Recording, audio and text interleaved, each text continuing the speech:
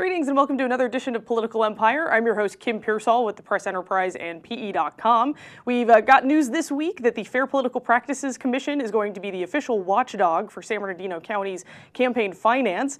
In addition to that news, we've got quite a few other headlines and segments for this week's episode. First, we're going to talk about a, quote, Waterloo moment in San Bernardino, perhaps. Also, we're going to talk about Riverside County Sheriff Stan Sniff going to Facebook to talk about pensions. Supervisors in San Bernardino County are also talking about their own pay, and bankruptcy brink. Are other cities facing potentially what San Bernardino City is facing?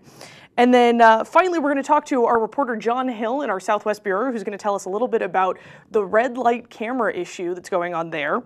And finally, we're going to have a little commentary from our own columnist, Dan Bernstein. So first, headlines. Napoleon may disagree with this. Talking about his city's impending bankruptcy filing, San Bernardino Councilman Fred Charette said it could be a, quote, Waterloo moment, giving the city a chance to essentially get its house in order. But comparing the city's troubles to the 1815 battle that ended Napoleon's rule of France probably wasn't the best visual. Mayor Pat Morris said, quote, watershed might have been a better choice of words. What may have been a good day for Britain was a bad day for Napoleon, he pointed out. Pension play. Riverside County Sheriff Stan Sniff took to Facebook to tell his friends that pension changes led to 2 experienced captains in his department retiring. He says they didn't want to leave but felt they had to because of new changes requiring them to retire and collect pension now or wait 5 years. The county says that the pension changes will save it about $856 million over the next 10 years, though. Supervisors talk pay. The elected supervisors running San Bernardino County generally earn about $151,971 plus $67,000 a year in benefits. It's a pretty hefty package when combined. 2 ballot measures aim to diminish that amount, though, to 2 wildly different degrees. A union-backed ballot measure in San Bernardino County aims to cut overall pay, that's salary and benefits, to a grand total of $60,000. So that would be less than what they're making in just benefits right now. In response, the supervisors recently voted that they themselves have a proposed ballot measure. Theirs would cut their salaries to $146,702. So $146,702. Bankruptcy brink. The San Bernardino City approved a short-term operating plan Tuesday night that will allow the city to keep functioning through September. It's only a temporary fix that defers several payments, providing about $12 million in savings. But it's not a sustainable plan that will help balance the city's budget, leaders say. That plan, which includes a 30% cut that could result in layoffs and reduced services, will come back in a month.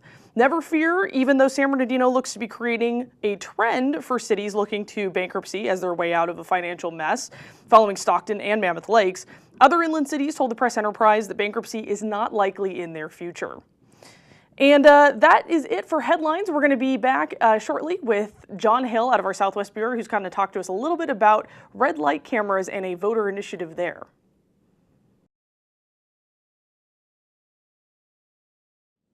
There's a bit of a mystery brewing in Murrieta regarding the red light cameras and a ballot initiative that was proposed by residents there who want to basically get rid of those cameras. There is a lawsuit that's been filed against that ballot initiative, and our reporter John Hill is trying to get to the bottom of who is behind this lawsuit exactly. Essentially, he obtained emails from a former executive for a red light camera company that were sent to city officials, where the company executive said that they had hired a lawyer in Washington state to fight a similar initiative before. American Traffic Solutions is the company. They say it's not a party to the lawsuit. Same with the city. And the lead plaintiff says he doesn't know who's paying for his lawyer. Here to tell us more about what may be going on is John Hill. John, thanks so much for joining us today, live via video. How you doing? Good. So tell us, why is it important to know who is behind this lawsuit to begin with? Well, I mean, we think that when people are going to the ballot box and they should know who is responsible for making policy and making decisions. And so one of the big questions we had is either the city behind this lawsuit or is the camera company behind the lawsuit? And that's why we asked for emails relating to the camera companies. And as you said, we found out that this executive who either is working for the camera company or used to work for the camera company is telling city officials, look, we fought this thing in Washington and we can fight it here too.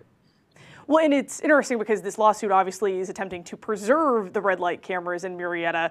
What happened in Washington? This reference that the company executive makes to their efforts to fight an initiative there. What ended up happening? Do we know? So it was a pretty similar thing. There was a ballot initiative that would have gotten rid of red light cameras in this city in Washington, and there was a lawsuit filed on behalf of some residents trying to stop that ballot initiative. And similar to us, the newspaper there asked for emails between the city, and they found this same gentleman. His name is Bill Krosky. He emailed city officials and said, look, we've hired this lawyer. We're going to fight this thing. We just need you guys to find some local residents to be the plaintiffs in the suit. So very similar to what happened here in Murrieta. And it's interesting, you spoke with the plaintiff. The plaintiff said, I have no idea who's paying for the lawyer. Yeah. So I'm sure there's going to be follow-ups. If there's anything new to tell us on this, certainly keep us posted, John. And thanks so much for joining us today. No problem. And interestingly, too, in Riverside, reporter Alicia Robertson discovered that a nonprofit group called the Traffic Safety Coalition was backed by Redflex, the company Riverside contracts with to provide intersection red light cameras. The coalition had been sending pamphlets to city residents espousing the safety benefits of the cameras, but some people call that, quote, astroturfing, where the grass in a normally grassroots operation is a little less organic. So again, thanks to John Hill for joining us to tell us about that, and we're going to be keeping an eye on some of these lawsuits that are fighting ballot initiatives. And we'll be right back with Dan Bernstein, who's going to tell us a little bit about his take on some unfortunate imagery at the March Air Reserve Base, near the March Air Reserve Base. March Healthcare someday might take root at the former March Air Force Base, but it's always been a project rich in symbolism and imagery. Not much else, but rich in symbolism and imagery. When it first started out, first pitched, it was beautiful. The image of a city, a campus. If you look closely, you can see shiny new buildings, inviting roads, soothing ponds. The backers of March Healthcare, and particularly in government, were so excited about this, so excited about the prospect of an economic boon and thousands of jobs. But they began to pick strange symbols to express this excitement. Moreno Valley Mayor Richard Stewart called it a tsunami. He envisioned a tsunami of jobs, a tsunami of economic activities. But we all know that a tsunami looks like this. Earlier this month, the Joint Powers Authority, the government agency that is backing this project, signing off on it, encouraging it, constructed a 4th of July float. It was meticulous, beautifully built to scale, a model of March Healthcare. And right in the middle of it, a volcano, a big volcano that supposedly would erupt with jobs. But most of us know that when volcanoes erupt, they lay waste to or deep fat fry anything in their paths, including hospitals, medical buildings, and people with good jobs. To place a volcano in the middle of March Healthcare just seemed like a bit of bad symbolism.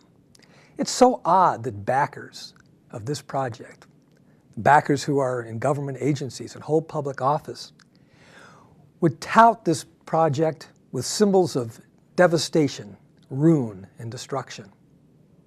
Maybe they don't think it's going to work. Maybe these are really doomsayers of despair. But I say take heart. You never know. On the horizon, someday soon, we could see a hurricane of private investment. Thanks, Dan, for your insight, and thank you for watching yet another edition of Political Empire. We'll see you next week.